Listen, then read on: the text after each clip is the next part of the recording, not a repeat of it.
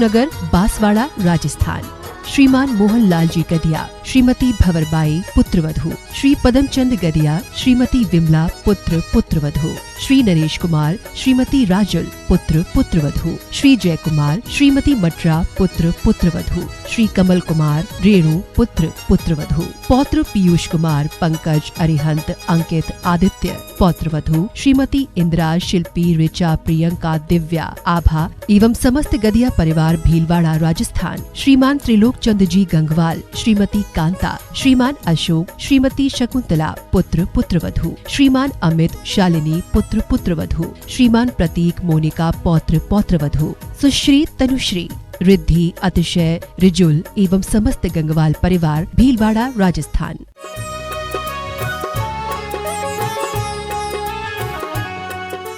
जय श्री ओम नमः सिद्धेभ्यः।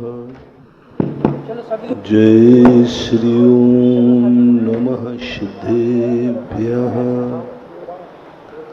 जय श्री ओम नमः सिद्धेभ्यः। सर्वमंगल मांगल्यम सर्वकल्याणकारकं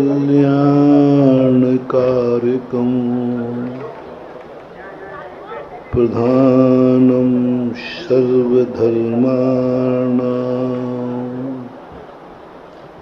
जैनं जयतु शासनं। जैनं जयतु शासनं। पंच परमेष्टि भगवान की, आचार्य श्री गुरुवर कुंद कुंद महाराज की, आचार्य श्री गुरुवर विद्यासागर महाराज की, परम पूर्ण विद्याधर शिवांग मुनि पुंगव सुधा सागर जी महाराज की जय हो। मुनि संघ की जय।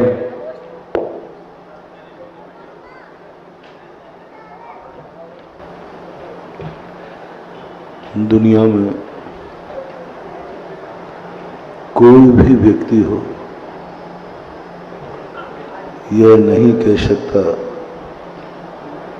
कि आज मैं सुखी हूं तो कल भी रहूंगा, क्योंकि इस दुनिया का स्वरूप है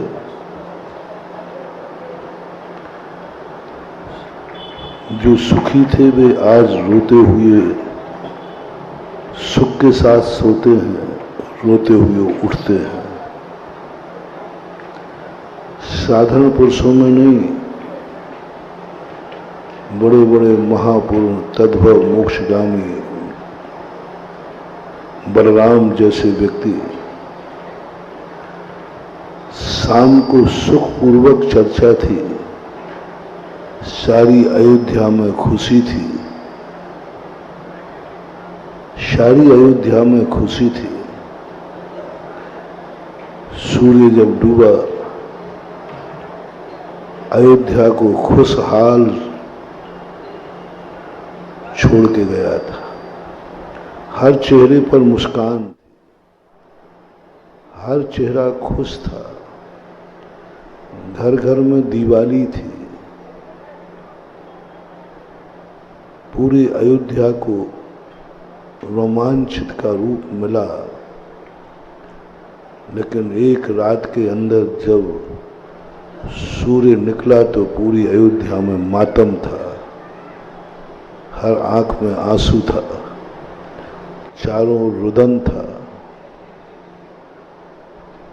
एक रात के अंदर व्यक्ति इतना परिवर्तन हो गया। वो महापुरुष थे, महान शक्तिशाली थे।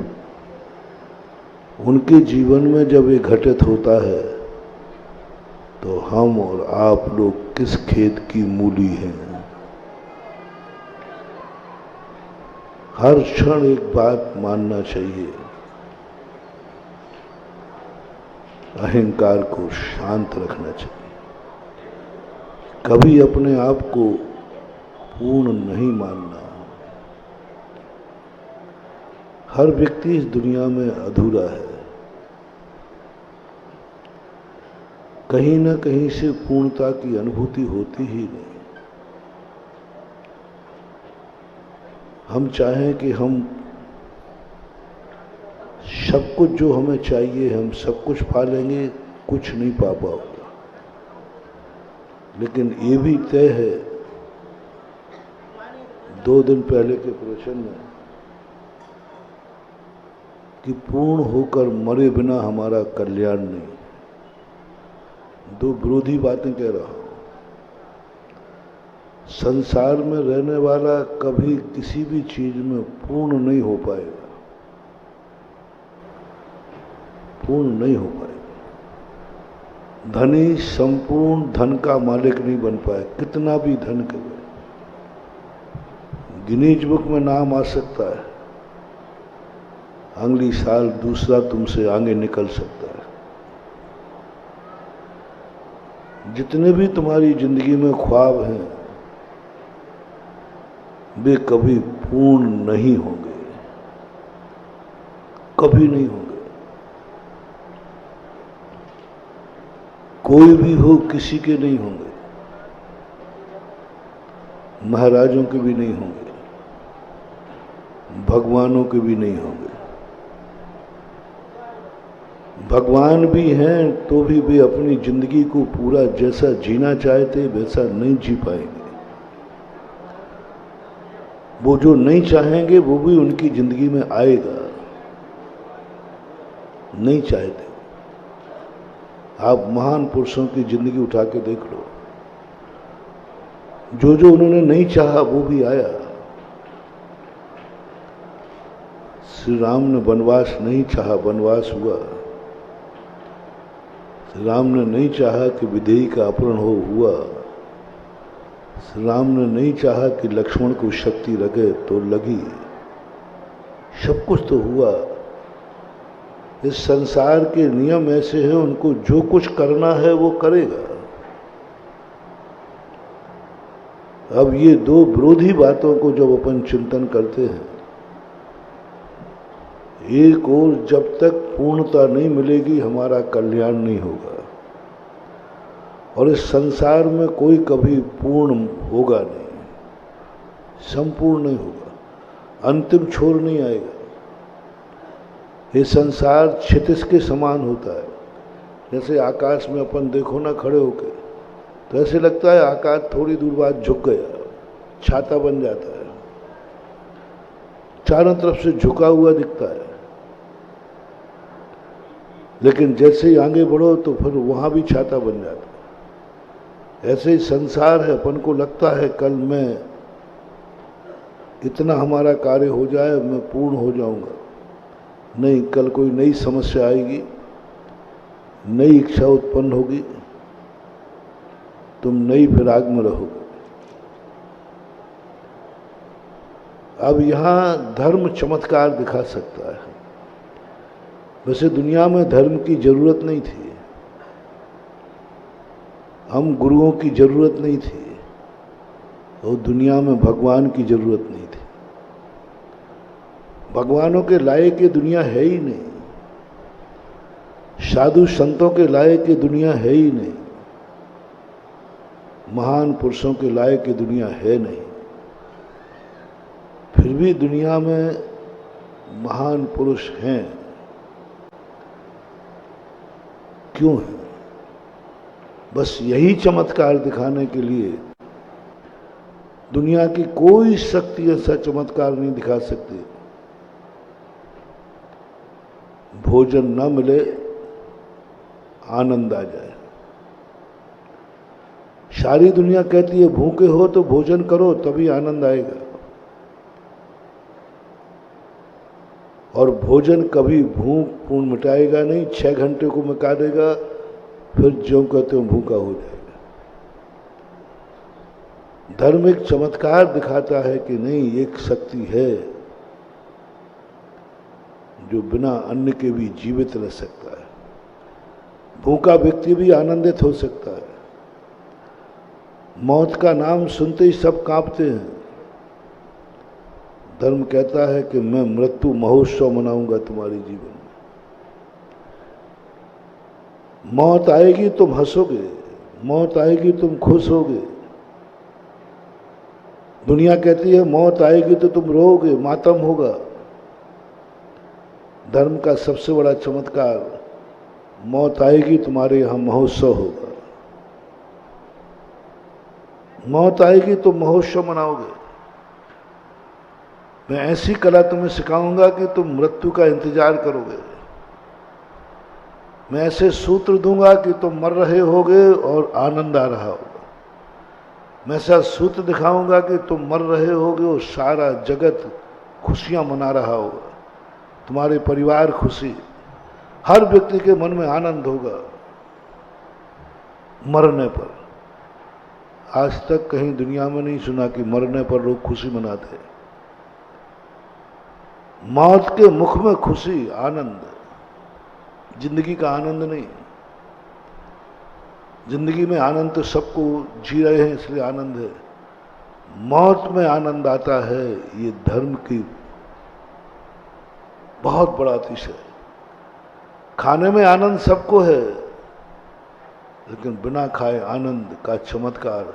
जितने भी धर्म की क्रियाएं हैं, हर चीज चमत्कारी है, अतिशयकारी है,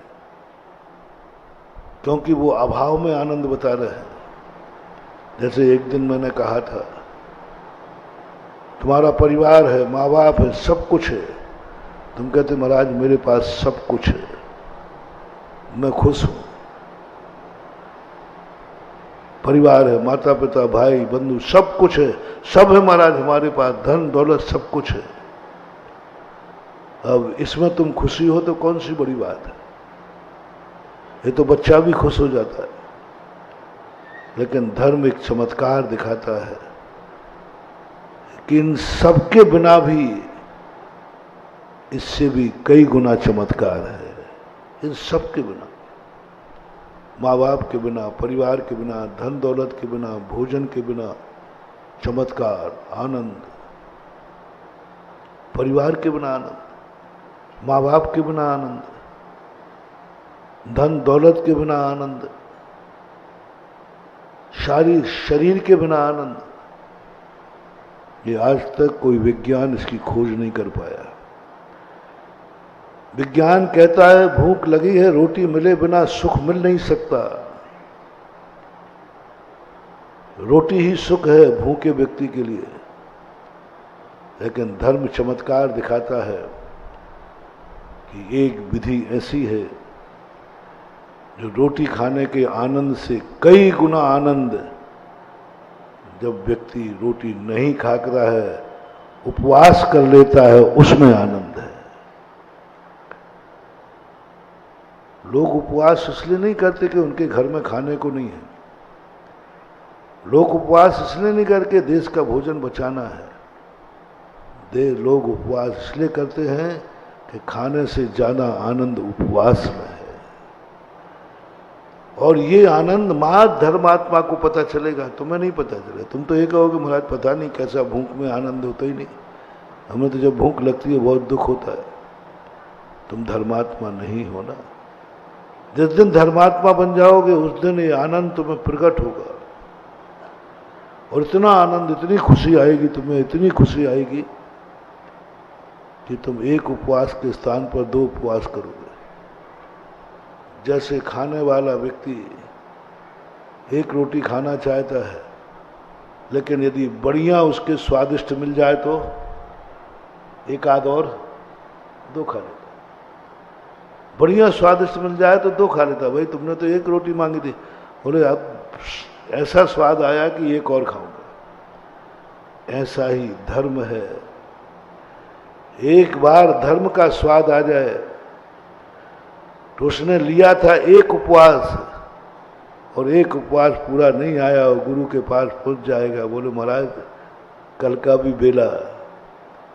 बोले क्यों? बोले मजा आ गया।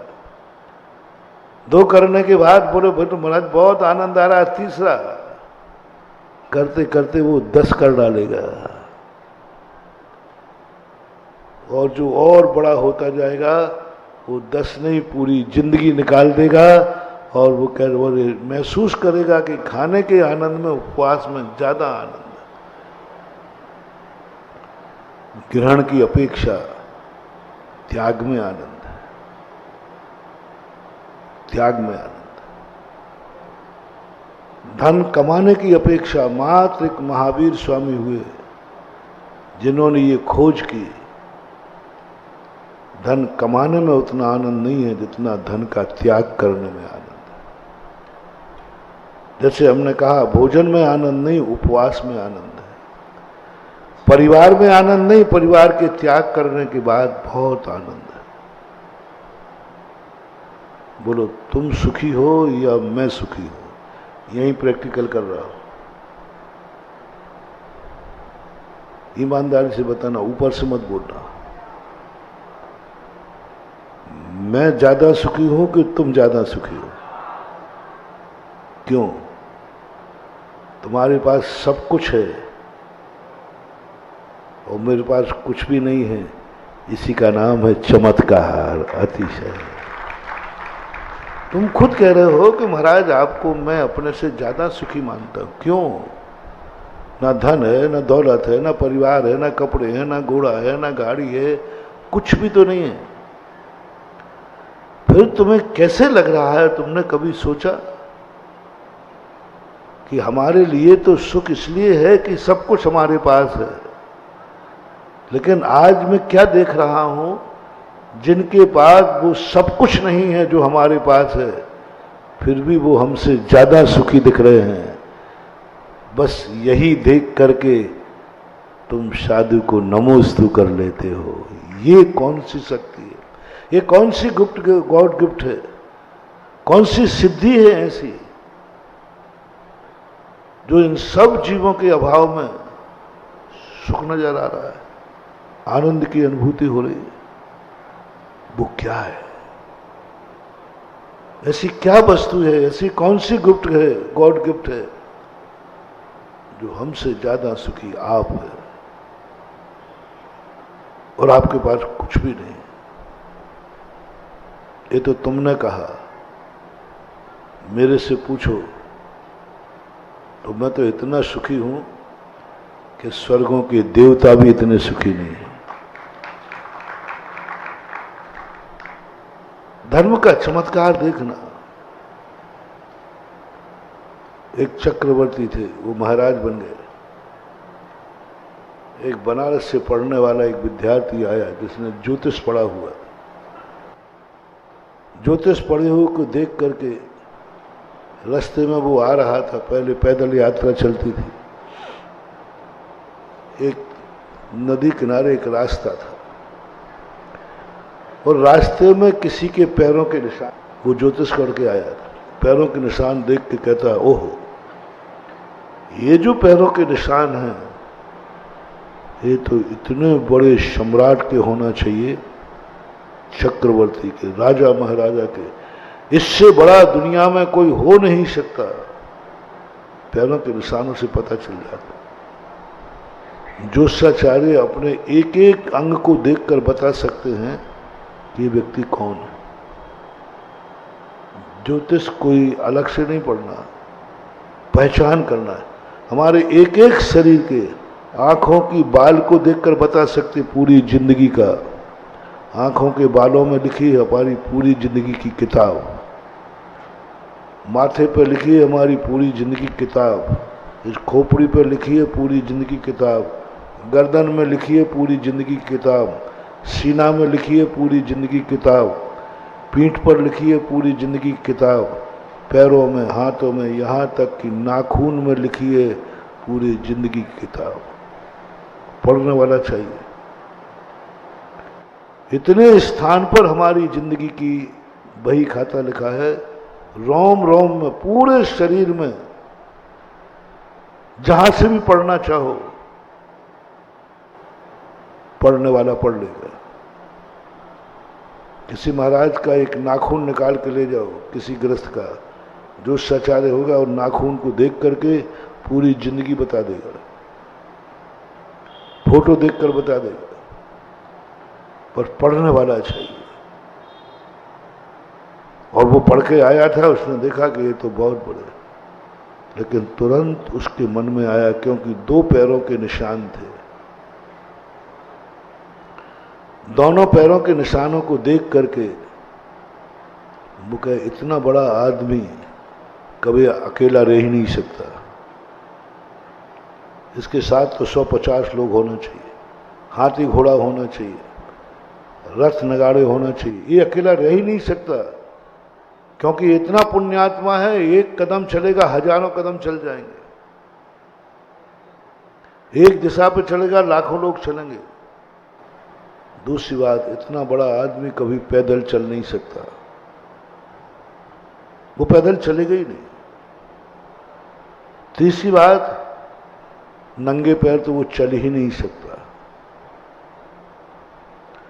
चौथी बात, जंगल में अकेला रह ही नहीं सकता है, क्योंकि बड़ा आदमी इसके साथ तो काफिला चलता है,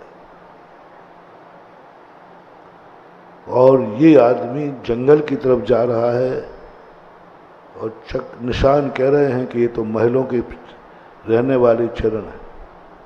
उसने कहा चलो चलते हैं। देखा तो उसको मिथ्या ज्ञान हुआ, मैंने आज तक जो पढ़ा वो सब बेकार है, सब बेकार, कर्म ठोक लिया है। मैंने पढ़ा था कि इतना बड़ा आदमी जो है जिसके निशान हैं वो चक्रवर्ती होगा, छत्र लगा होगा, चवर ढुल रहे होंगे, सिंहासन होगा। ये तो एक शिला पर फक्कड़ बैठा जिसके तन पर एक कपड़ा भी नहीं है, बाल भी धूल धूसरित है, शरीर पे धूल पड़ी हुई है। मेरा ज्ञान झूठा है, बर्बाद हो गया मैं 16 साल पॉमिस्ट्री ऑफ मास्टरी, मास्टर ऑफ पॉमिस्ट्री, यानी उन्होंने ज्योतिष में एमए किया, मास्टर बन गया। आज वो डिक्कान लगा, मैं बर्बाद हो गया, 16 साल मेरे खराब हो गए। महाराज ने देखा कि आज क्या मामला है। आज तक जितने लोग आए मुझ मुद्रा को देख करके अवभाग्य मानते हैं, मेरे अवभाग्य हैं कि मुराज का दर्शन हो गया। सब लोग नमोस्तु करते हैं, ये तो मुझे देखकर कर्म ठोक रहा है। तुरंत उनको आया कि बात क्या है। महाराज ने थोड़ा छेड़ दिया, क्यों भाई बात क्या है? बोले कुछ मत बोलो, तुमने मुझे बर्बाद कर दिया। अब देखो किसका आरोप किस पर लगा रहा है, तुमने मुझे बर्बाद कर दिया। बोलो भैया मैंने तो कुछ कहा ही नहीं, बर्बाद कैसे हो गए? मैं तो पूछ रहा हूँ कर्म क्यों ठोक रहा है? बोले सब तुम्हारी करामात है, मेरा जिंदगी बर्बाद हो गई। महाराज ने कोई बात नहीं, मेरे कारण से ही तो मैं सुधार भी कर दूंगा। बोले क्या बात है? उसने बताया कि मैंने पढ़ाई की है मास्टर ऑफ पॉमिस्ट्री, तुम्हारे चरणों की जो कथा है वो देखो इसमें ये लिखा है, लेकिन आपको देख करके तो ऐसे लगता है कि तुमसे गरीब कोई ज्यादा नहीं है, सबसे ज्यादा दुखी है, दुर्भागा है। बोले भाई ये बात नहीं है, तुम कर्म मत ठोको, तुमने जो पढ़ा है वो सही है, तुमने जो पढ़ा है वो बिल्कुल अक्षर से सही है। वह मैं ही हूं जो आपने पढ़ा है। तो क्या आप चक्रवर्ती हैं? हाँ मैं चक्रवर्ती हूं। क्या आपके पास इतना धन दौलत है? बोले हाँ। बोले 84 लाख हाथी हैं? बोले हाँ थे। घोड़े थे? सब कुछ थे, 18 करोड़ घोड़े, सब कुछ बता दिया। फिर जब इतना वैभव आपके पास था तो आपकी ये दशा कैसे हुई? बोले ये दशा की नहीं है, मैंने ये दशा बनाई है। और मुझे वो 84 खंड में महलों का सुख, 96,000 रानियों का सुख, भोजन का सुख, चक्रवर्तीपन का सुख, 32,000 मुकुटबद्ध राजाओं का सुख, कुछ भी नजर नहीं आया। आज मैं जितना सुखी हूं इतना चक्रवर्ती पद पर मैं सुखी नहीं था।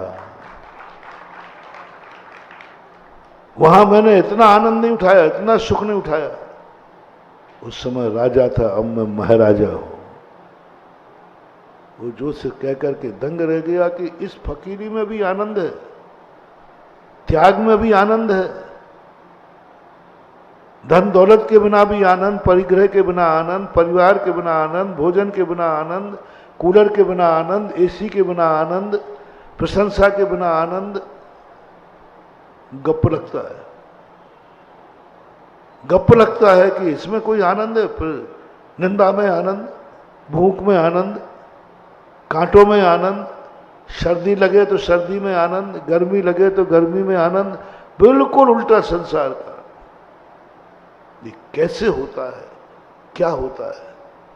बस यही धर्म अपना चमत्कार दिखाता है। इसलिए आज तक किसी वैज्ञानिक को धर्म समझ में नहीं आया। विज्ञान कहते हैं ऐसा कैसे हो सकता है? प्यास में आनंद, या 1 घंटे पानी नहीं मिले तो आकुल व्याकुल। और तुम कहते हो कि प्यास बिना पानी पिए जो आनंद है वो पानी में क्या आनंद है? पानी का आनंद और बिना पानी का आनंद, बहुत आनंद है बिना पानी में। हर चीज में यही लगाकर कोई नहीं समझ पा। आप लोगों को भी समझ में नहीं आता, अच्छे अच्छे लोगों को समझ में नहीं आता, और आज मुझे आपकी बातें बिल्कुल भी समझ में नहीं आती हैं। अभी तक हम तो आपको नमस्ते कर रहे हैं, लेकिन आपकी चर्या समझ में नहीं आई। बाल उखाड़ने में आनंद,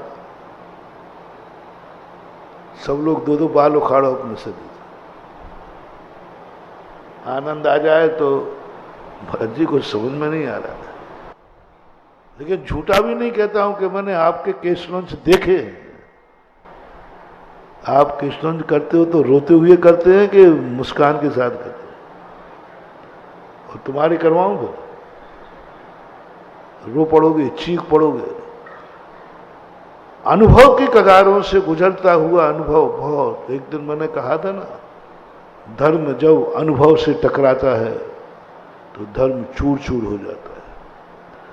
धर्म को जब तुम अपने अनुभव की कसौटी पे कसते हो, धर्म खत्म हो जाता है।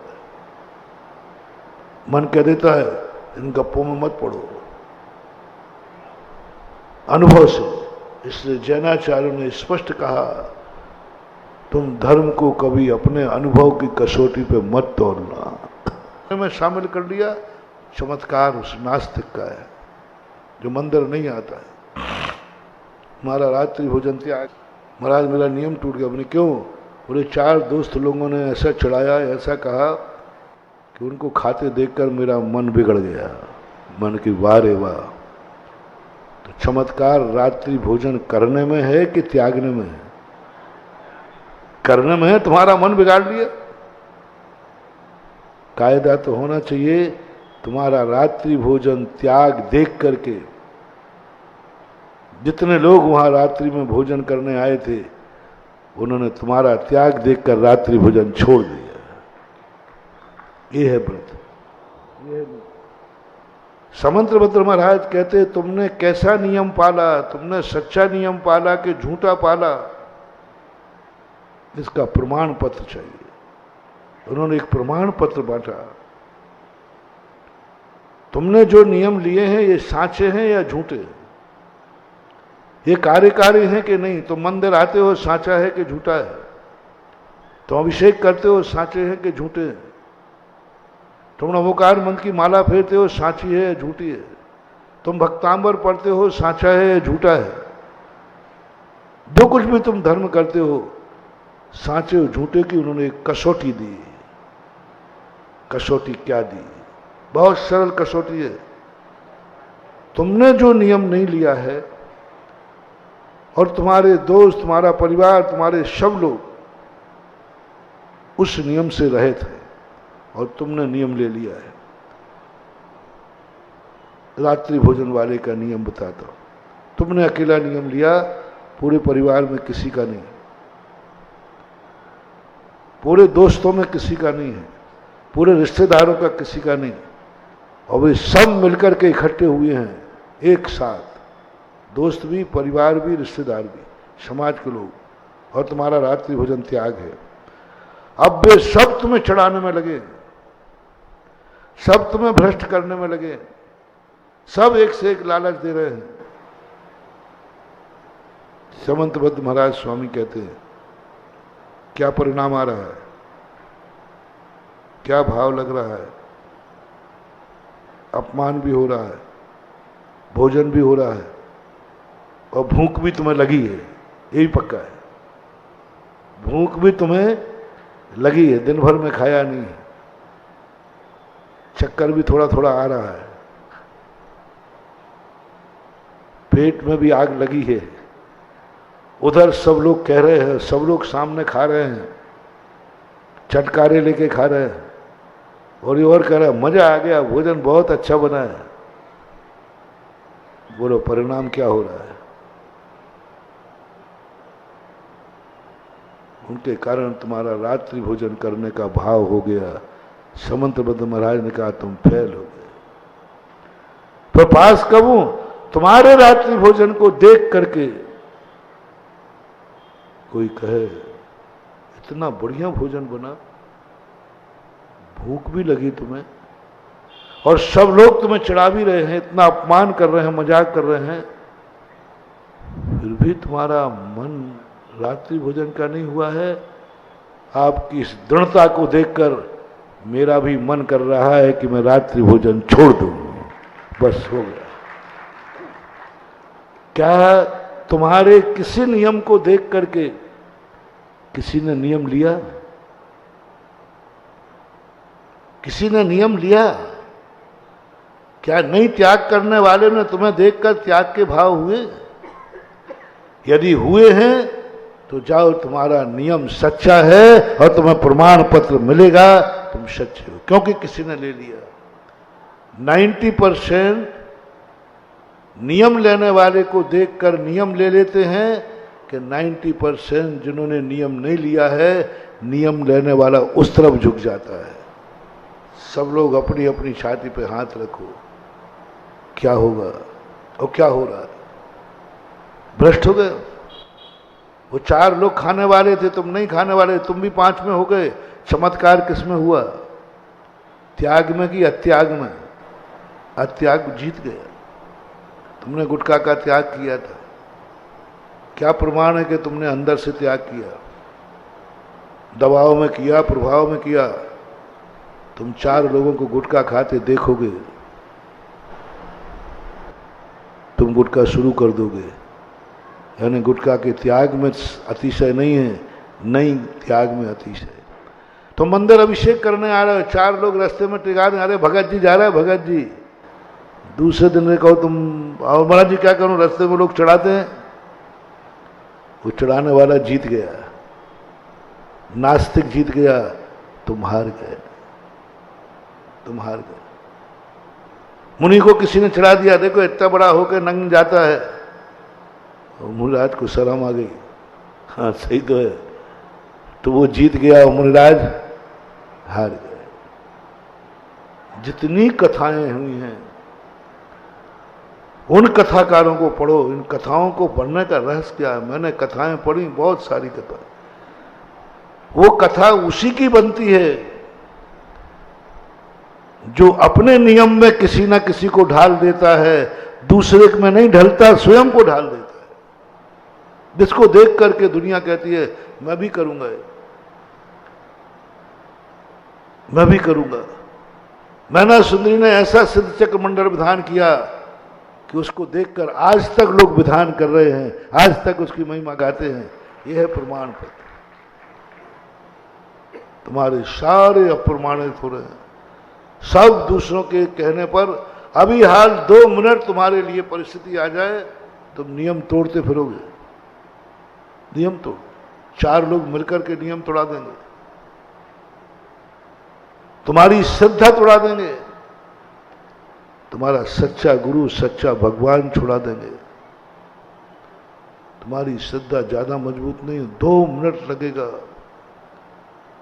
2 मिनट में कोई तुम्हारी श्रद्धा को डगमगा देगा। अभिषेक, गंधोदक, भक्तांबर, गुरु का आशीर्वाद सब ऊपर ऊपर तैर रहा है, 2 मिनट लगेंगे। राजस्थान में एक नल की खुदाई हुई, बोरिंग हुई, एक व्यक्ति ने चिल्लाना शुरू किया, इस बोरिंग के पानी में अतिशय है, जो नहाता है उसके शरीर की सारी बीमारियां दूर हो जाती हैं, और नहा लेगा तो जो उसको बीमारी नहीं है कभी आएगी नहीं। लोग दौड़ पड़े। इधर भगवान के अभिषेक का समय था। उस दिन अभिषेक करने कोई नहीं रहा, सब वहां पहुंच गए। सब नहा रहे थे कीचड़ में। अब पानी तो जितना था तो अब जितना मिले सब नहा रहे थे। मंदिर में तो आज अभिषेक करना, बोले महाराज जी मंदिर से ज्यादा, गंदोदक से ज्यादा। बोले क्या बात हो गई? बोले चमत्कार हो गया महाराज, बोरिंग के पानी में अतिशय है, चमत्कार हो गया। बोलो, उस दिन अभिषेक कोई नहीं आया, सब वहां पहुंचे, सब नहा रहे थे कीचड़ में। ज्यादा देर नहीं लगना, ये भक्ता, ये अभिषेक पूजन शांति धारा में 2 मिनट लगेंगे, कोई बार कहवर देवे तुमसे। बाद में पता चला तो जिसने कहा भाई तो कुछ नहीं हुआ, बोले मैंने तो यूं कहा था भीड़ इकट्ठी करने को। फिर आए वो मंदिर में अभिषेक करने।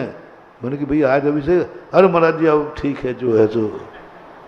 मैं समझ गया कोई ज्यादा ताकत नहीं है। एक व्यक्ति ने एक खरगोश खरीदा। देखना, शक देखना, अभी हाल देखना। और सबसे ज्यादा, अभी चमत्कार दिखाऊं, प्रशांत बाबू रोते हुए कहोगे महाराज जी मैंने तो गलत कर लिया, तुमने दिखाया कि भाई ये खरगोश है, तुमने भी अच्छी तरह से परीख लिया, जानते तो हो ही। गुरु महाराज को भी दिखा दिया, गुरु महाराज ने भी कहा हाँ ठीक है, चलो भगवान को और दिखा देते हैं। भगवान ने भी पास कर दिया कि ये खरगोश ही है, तुम्हें खरगोश चाहिए था। और बस ले जाके पहुंचे, महरौनी जा रहे थे, रास्ते में क्या पड़ता है, हाँ बहुत 2-3 गांव पड़ते ना, वहां के कुछ 4-5 लोग खड़े थे। बोले क्या मजेदार खरगोश है, क्या मजेदार खरगोश है, इसको कैसे लूं, ये ऐसे तो देने वाला नहीं है। तो एक कहता है मैं दिलवा सकता हूं। तो रास्ते में 3-4 स्थान पर लोग पहुंच गए। बोले थोड़ी देर, पहला कहता है भाई साहब ऐसा कुत्ता तो मैंने आज तक नहीं देखा, ये कुत्ता कहां से लाए? अरे मूर्खो, कुत्ता नहीं है, कुत्ता नहीं, खरगोश। अरे भाई साहब जो है तो मतलब मुझे तो जो समझ में आ रहा वही है, कुत्ता ही, बस इतना बता दो कुत्ता लाए कहां से, कहां मिलते हैं ऐसे कुत्ते?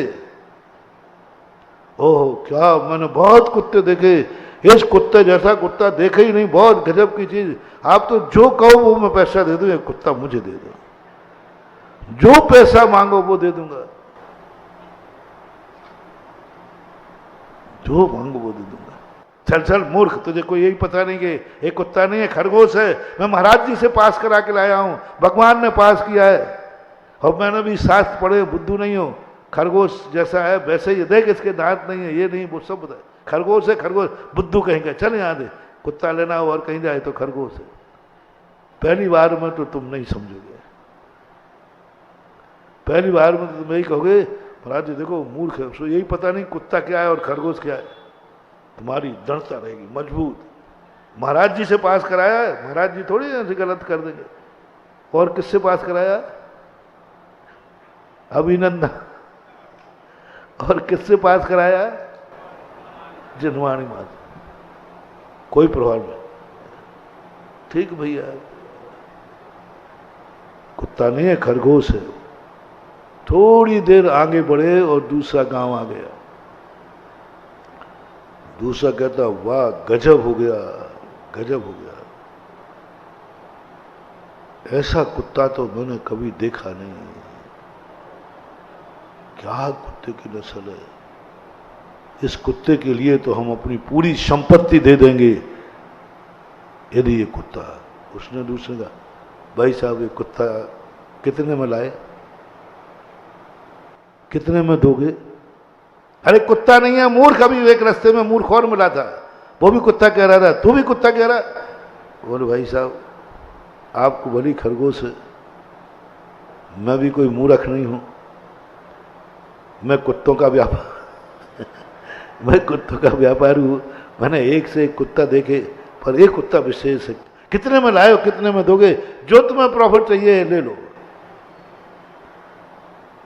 अब कीड़ा चालू हो रहा है। क्या कहा? एक झूठ बोलता और क्या कह रहा है, जितने में चाहिए हो जो पैसा लेना। तो ये सब मूर्ख थोड़ी, एक मूर्ख होता दूसरा कैसे मूर्ख होगा? तो कंधे पे बैठा रहा था खरगोश को, कीड़ा आ गया, पूछ उठाई, दांत दे, नहीं खरगोश ही है आई, ये तो कीड़ा आ गया कि नहीं? उठा के देखने का अर्थ क्या हो गया? उसने सारा देखा तो उसमें कीड़ा। कुत्ता का तो एक ही लक्षण नहीं दिख रहा है। देखना, देख के लाए थे कि बिना देखे? बोलो, पूछ के लाए थे कि बिना पूछे? सब करके लाए गए। अब क्यों देखा तुमने दोबारा? पहले ही देख लिया था, सब कुछ करके लाए थे, महाराज से प्रमाणित किया। अब ये क्यों हुआ कि देखने क्यों लगे? शक का कीड़ा हो गया। और ने कहा नहीं भैया, तुम लोग गलत हो, कुत्ता नहीं है, खरगोश है। देखो इसके दांत देखो, इसका मुंह देखो, सब देखो। चलो ये भी मूर्ख है।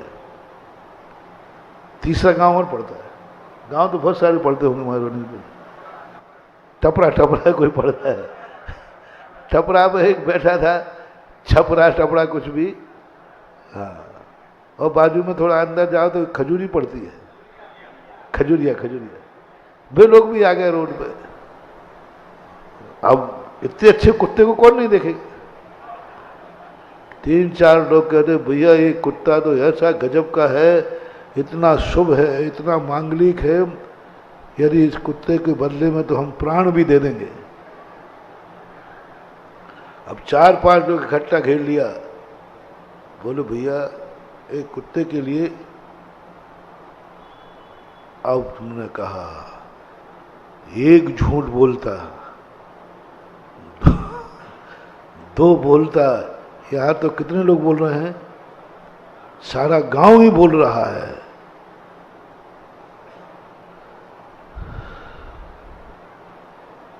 ठगा गया मैं। अब वो खरगोश को लेकर के रो रहा है। महाराज जी को भी ज्ञान नहीं है, उन पर भी खूब विश्वास किया था। हम तो समझते थे महाराज ज्ञानी हैं, महाराज ने पास कर दिया। मुझे तो भगवान पर भी संदेह हो गया।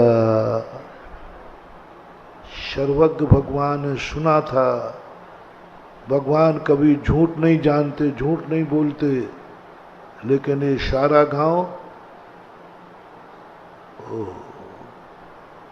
भगवान गायब, गुरु गायब, तुम्हारा परीक्षण गायब, जिनवाणी गायब। क्या कहा भैया? कुत्ता है? हाँ हाँ साहब कुत्ता है, कुत्ता है।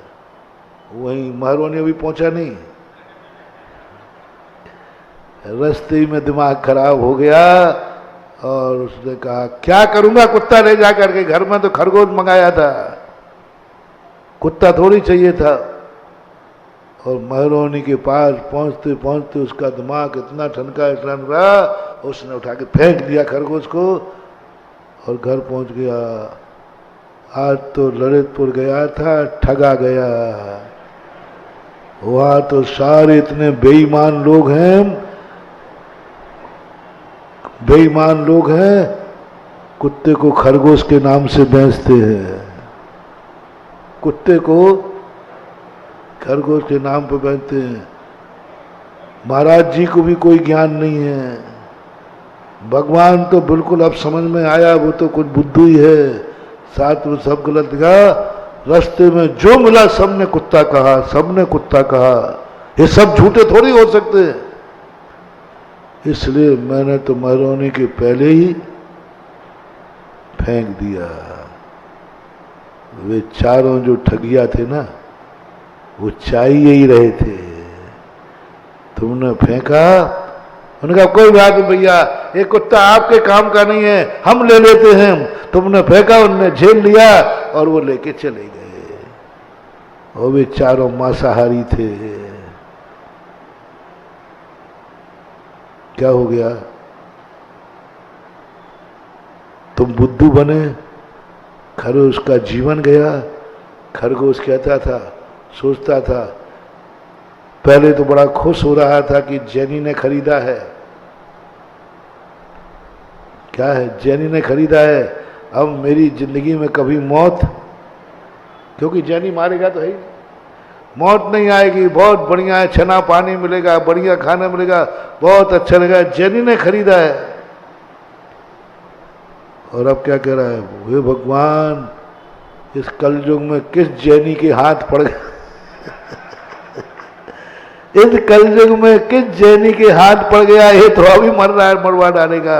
मार दिया उन ठगियों ने उस खरगोश को। इससे अच्छा तो था कि हम नहीं खरीदते। तो बोलो, यह सब मैंने कहानी सुनाई है। सब लोग अपने अंदर अंदर झांको कि अंदर की दशा है, सजा है, और धर्म हमारे किए हुए का पुरस्कार है। तुम किससे जोड़ रहे हो? मैंने धर्म किया और ऐसा हो गया। अरे वो तो अपराध की सजा है। अपराध की जो सजा होती है उसको धर्म से नहीं जोड़ना चाहिए, क्योंकि अपराध भिन्न है और धर्म भिन्न है। धर्म तो हमारा पुरस्कार है, अन्यथा तुम पुरस्कार को भी बदनाम कर दोगे। धनंजय कभी ने नहीं किया। बोले नहीं, क्या कहेगा सम्यक दृष्टि? चार लोग कह रहे, गलत कह रहे क्या? भली कुत्ता है तो है, मेरे गुरु ने कहा है तो खरगोश ही है। अंत में सब लोग चिड़चिड़ाएंगे ना, देख देख देख, तो तुम्हारे गुरु ने झूठ बोला हो तो बोले खबरदार, आपके कहने पर कुत्ता भी है, मान लीजिए, मान लीजिए, मान लीजिए है, भला चूक गए हों, बातों में लगे हों, कहते हाँ ठीक है। यदि कुत्ता भी है तो मेरे मुख से खरगोश निकला है, तो तुम सारा संसार कुत्ता कहो तो मैं खरगोश ही कहूंगा, क्योंकि मेरे गुरु का ज्ञान झूठा नहीं हो सकता। मेरे गुरु का ज्ञान झूठा नहीं। सारी से दुनिया एक तरफ हो जाए, कोर्स हो जाए, विज्ञान आ जाए, परीक्षण करके दिखा दें, डीएनए करके दिखा दें, ब्लड, तो भी सम्यक दृष्टि कहेगा। तुम चाहे ब्लड टेस्ट कराओ, चाहे ये सब कुछ कर लो, लेकिन मेरा गुरु, मेरा भगवान, मेरा साथ झूठा नहीं हो सकता। खरगोश था, है और रहेगा, रहेगा। यहां से शुरू होती है धर्म की कहानी। मर गया तो मर गया, क्या बात हो गई, लेकिन मेरी पूजा झूठी नहीं है। मर गया, किया होगा पाप इसने, और मैंने पाप किया होगा, किसी के बेटे को मारा होगा, तो आज मेरा बेटा मर जाएगा, मैं निपुता हो जाऊंगा। किसी के बेटे को मैंने छीना होगा, किसी पक्षी के बेटे को मैंने मारा होगा, किसी को निसंतान किया होगा, इसलिए आज मैं, बेटा मरेगा, मैं निपुता हो जाऊंगा, क्योंकि मैंने पाप किया है, मैं अपराधी हूं, ये अपराध की सजा मुझे मिलेगी। और ये मर रहा है, इसने अपराध किया है तो मरेगा ये। इसमें हमारा धर्म क्या करेगा, हमारी पूजा क्या करेगी? पापियों को छुड़ाने में बन जाए तो धर्म बहुत पापी हो जाएगा। धर्म यदि पापियों को छुड़ाने में बन जाए, धर्म यदि हमारे किए हुए कर्मों को माफ करने में लग जाए, तो धर्म तो बहुत पापी। धनंजय कवि ने कहा कि नहीं, कुछ भी हो जाए, धर्म धर्म है। पूजा करता रहा, निपुता हो रहा है, इकलौता बेटा है, बेटा मर रहा है, तो भी उसके पूजा से भाव नहीं डगमगाया, पूजा करता गया। सारे लोग कहने लगे, साहब देखो मूर्ख बातों में आ गया, धर्म कर रहा है, इतनी देर में इसको उठा के अस्पताल ले जाता तो शायद कुछ होता, कुछ नहीं सुनी, करता गया। अंत में शांति पाठ चल रहा है और शांति पाठ के बीच में आप एक धारा करते हो, शांति शांति धारा, वो जल को ले लेते ना, ऐसा ऐसा करते ऐसा। अब उसने शांति पाठ, वो कहाँ शायद करते, संपूज का नाम, प्रतिपाल का नाम, हाँ कहीं करते, तो वहां यूं किया और यूं करते वो छाटे बच्चे के ऊपर पड़ गए, बच्चा उठ के बैठ गया। बोलो जैन धर्म की। लेकिन पहले तो कछुमन निकाल दिया ना।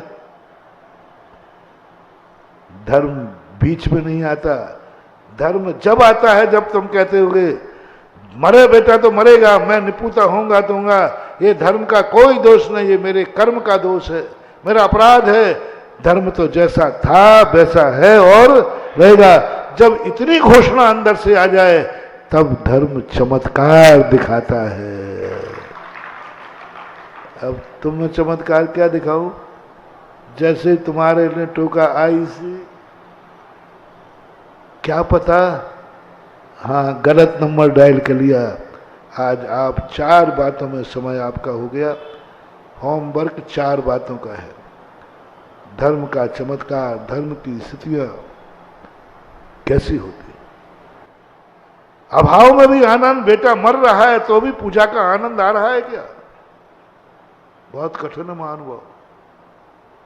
बेटा जिंदा है तब पूजा में आनंद आ जाना ये कोई बड़ी बात नहीं है, तो सबको आता है। बेटा जिंदा हो गया, बेटा जिंदा हो गया, बेटा जिंदा हो जाए तो तुम आनंद मनाओ। धर्म सच्चा है, बाबा जी आप बहुत सच्चे हैं, हाँ हमारी खूब प्रशंसा करते हो, मेरे कान पक जाते प्रशंसा सुनते सुनते। महाराज जी आपकी वाणी बहुत सही है, बहुत सही है, बहुत, जो आपने कहा वही हुआ, आपने शांति धारा कराया, और क्या प्रशंसा होती है मेरी, गजब, पीठ ठोक लूं। लेकिन बहुत खतरा है महानुभाव। उस दिन मानूंगा मैं प्रशंसा स्वीकार करता हूं, मैं अपनी प्रशंसा स्वयं नहीं करूंगा, लेकिन इतना कायर भी नहीं हूं कि मैं अपनी प्रशंसा सुन ना सकूं। लेकिन कौन सी प्रशंसा सुनना चाहता हूं? उस समय जिस समय बेटा मौत में पड़ा है, सांप ने काटा है, टेबल पे पड़ा है, उस समय भी तुम कहो धर्म का अतिशय तो था है, और धर्म अलग है और कर्म अलग है। धर्म तो जैसा था, उस दिन तुम आके कहोगे महाराज जी धर्म का बहुत अतिशय है। बोले क्या? मेरा बेटा पूजा करने गया, उस समय मर गया। मैंने कि धर्म के प्रति क्या भाव है?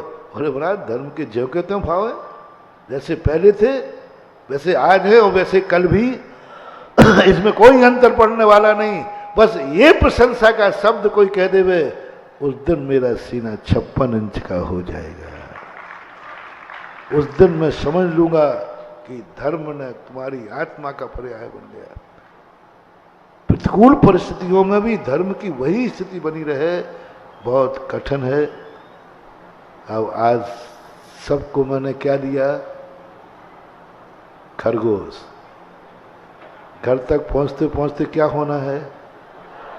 रास्ते में हम रास्ते में बहुत ठगिया खड़े हैं, चिंता मत।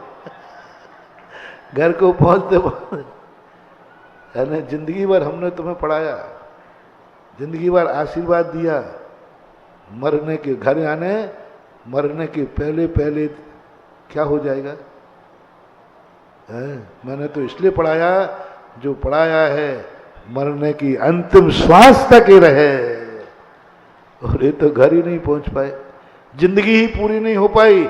यहीं सम्यक दृष्टि हुए, यहीं मिथ्या दृष्टि हुई, यहीं गुरु पर श्रद्धान किया, यहीं पर अश्रद्धान कर दिया। यहीं पर भक्तांबर को बड़ी श्रद्धा से पढ़ने आए थे, आज पढ़ने का बंद कर दिया। बड़ी श्रद्धा से मंदिर आते थे, आज मंदिर आना बंद कर दिया। ये दोनों चीजें, बड़ी श्रद्धा से नियम लिया था, आज तोड़ दिया। किनके कहने पर? 4 ठगियों के, 4 पापियों के, 4 रात्रि भोजन करने वालों ने, 4 गुटखा खाने वालों ने, 4 हमीम हो कहते ना, क्या खाते हैं वो, अफीम खाते, 4 उनने 4 शराब पीने वालों ने, गंजेड़ों और भंगेड़ों ने, अब अपनी भाषा बोलो, गंजेड़ों और 4 गंजेड़े भंगेड़ों ने तुम्हारा नियम तोड़ा दिया, तुम्हें गंजेड़ा भंगेड़ा बना दिया, लेकिन तुम्हारे नियम में वो ताकत नहीं रही कि 4 गंजेड़े और भंगेड़ों को त्यागी बना देते, ये करा तुम्हारे पास नहीं। इस बात को मैं बता रहा था, समय आपका हुआ, नियम कौन सा पक्का है और कब पक्का, तो पक्के की परिभाषा बनाई। अब इसका चमत्कार कैसे बनेगा, कैसे व्यथा कथा बनेगी, अपन समझेंगे महावीर भगवान की। इस कार्यक्रम के पुण्यार्चक थे श्री महावीर कुमार रावका जी, श्रीमती उमा रावका जी, पुत्र जिनेश रावका, पुत्री नितिका रावका, पुत्री दामाद मोनिका जैन, प्रफुल्ल जैन, सिद्धार्थ नगर, जयपुर, राजस्थान। स्वर्गीय श्री रतनलाल जी की पुण्य स्मृति में श्रीमती तारामणि देवी, श्रीमती चंदा देवी, ललित जैन, सारिका, डॉक्टर आदित्य, हर्षित एवं समस्त बड़जात्या परिवार, इम्फाल, मणिपुर। सोगानी परिवार, जयपुर। श्री प्रदीप शाह, श्रीमती संगीता शाह, श्री सौम्य शाह, श्रीमती निकिता, श्री चयन शाह, शिवांगी, सुभाष नगर, बांसवाड़ा, राजस्थान। श्रीमान मोहन लाल जी गदिया, श्रीमती भंवरबाई, पुत्रवधू। श्री पदमचंद गदिया, श्रीमती विमला, पुत्र पुत्रवधू। श्री नरेश कुमार, श्रीमती राजुल, पुत्र पुत्रवधू। श्री जय कुमार, श्रीमती मटरा, पुत्र पुत्रवधू। श्री कमल कुमार, रेणु, पुत्र पुत्रवधू। पौत्र पीयूष कुमार, पंकज, अरिहंत, अंकित, आदित्य, पौत्रवधू। श्रीमती इंदिरा, शिल्पी, ऋचा, प्रियंका, दिव्या, आभा एवं समस्त गदिया परिवार, भीलवाड़ा, राजस्थान। श्रीमान त्रिलोक चंद जी गंगवाल, श्रीमती कांता, श्रीमान अशोक, श्रीमती शकुंतला, पुत्र पुत्रवधू। श्रीमान अमित, शालिनी, पुत्र पुत्रवधू। श्रीमान प्रतीक, मोनिका, पौत्र पौत्रवधू। सुश्री तनुश्री, रिद्धि, अतिशय, रिजुल एवं समस्त गंगवाल परिवार, भीलवाड़ा, राजस्थान।